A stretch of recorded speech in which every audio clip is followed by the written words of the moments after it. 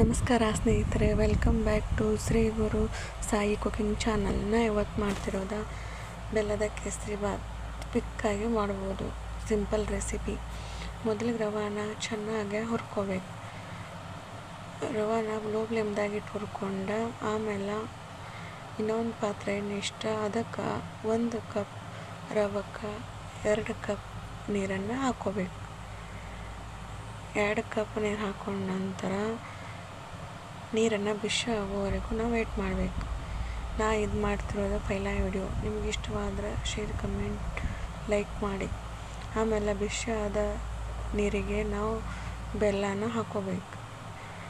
ಬೆಲ್ಲ ಹಾಕೊಂಡ ನಂತರ ಆ ಬೆಲ್ಲ ಕರಗೋವರೆಗೂ 1 ಸ್ಪೂನ್ ತೊಗೊಂಡು ಕೈ ಆಡಿಸ್ಕೋತಾ ಇರಬೇಕು.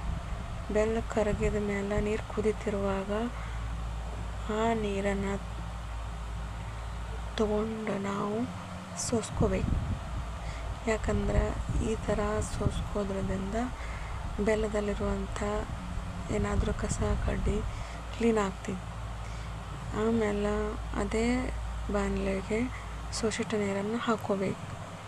ಹಾಕೊಂಡ ನಂತರ ನೀರಿಗೆ ಏಲಕ್ಕಿ ಲವಂಗ ಹಾಕ್ಕೊಂಡು ಹುರಿದಿಟ್ಟುಕೊಂಡ ರವಾನ ಹಾಕ್ಕೊಂಡ್ರೆ ಆಮೇಲೆ ಎಲ್ಲ ಕಡೆ ಚೆಂದಂಗೆ ಕೈ ಆಡಿಸ್ಕೋಬೇಕು. ನಾ ಇದು ಮಾಡಿದ ಫಸ್ಟ್ ವಿಡಿಯೋ. ನಿಮ್ಮ ಸಪೋರ್ಟ್ ನನಗೆ ಮಾಡ್ತೀರಂತ ತಿಳ್ಕೊಂಡೀನಿ. ನಿಮಗೆ ಮುಂದೆ ಇನ್ನೂ ಚಲೋ ಉತ್ತರ ಕರ್ನಾಟಕದ ರೆಸಿಪಿನ ಹೇಳ್ತೀನಿ. ಈಗ ನೀರು ಕುದೀತಿರುವಾಗ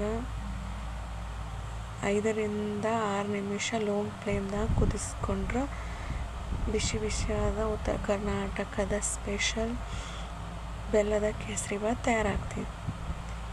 ಲೈಕ್, ಶೇರ್, ಕಮೆಂಟ್ ಹಾಗೂ ಸಬ್ಸ್ಕ್ರೈಬ್ ಟು ಶ್ರೀ ಗುರು ಸಾಯಿ.